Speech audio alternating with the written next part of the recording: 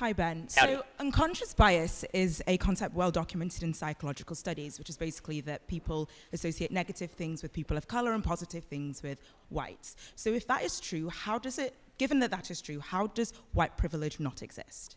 Okay, so you're asking about unconscious bias. I apologize because it's kind of echoey, but the question was, if there is unconscious bias, just to repeat it so I'm making sure I get it right, if there is unconscious bias, how does white privilege not exist? The question is, given that there is unconscious bias, how does white privilege not exist? So number one, so when I speak about white privilege, so when I speak about white privilege, I'm speaking specifically about behavior. Okay, there have been no studies, and really I've looked at these studies, the connection between what they call implicit bias, this is their favorite phrase now, implicit bias, unconscious bias, and biased behavior has yet to be proven at any level that is even remotely necessary to be used in, for example, a courtroom, which is why it's never been used in a courtroom.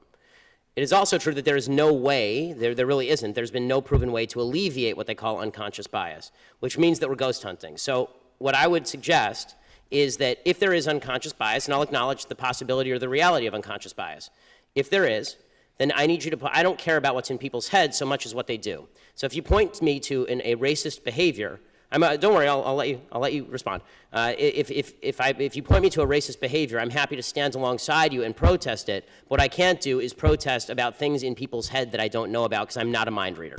Okay, so that's a really interesting response, and to that I have two questions. Firstly, what I've heard you say that this is something that, the way people think doesn't affect their behavior. So that's the first thing you've said. So I'm really curious if you can kind of give me another example of a thought that somebody has which doesn't affect their behavior. Like, do people who, support Trump not vote for him? Like, I'm very curious about that. Yes. And secondly, so the second thing that I want to ask is that if it's something it's hard to fix, does it mean we shouldn't do anything about it? Because you said, I don't know if we can change how people think. Does that mean we shouldn't try? I mean, first of all, not a great impression. But beyond that, my voice isn't that low. But beyond that, as far as the first question, which is, do people have thoughts that don't manifest in behavior?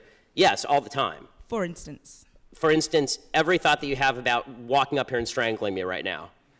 I assume like we have thoughts all the time that don't manifest in behavior, and this is true every single day. We consider thoughts that cross our minds. And the problem with unconscious bias is the idea is you don't even know that you're having the thought, right? So how can you stop it if you don't even know that you're having it? But then we should be able to gauge the unconscious bias and its impact on behavior. That's why it's unconscious bias as opposed to conscious bias.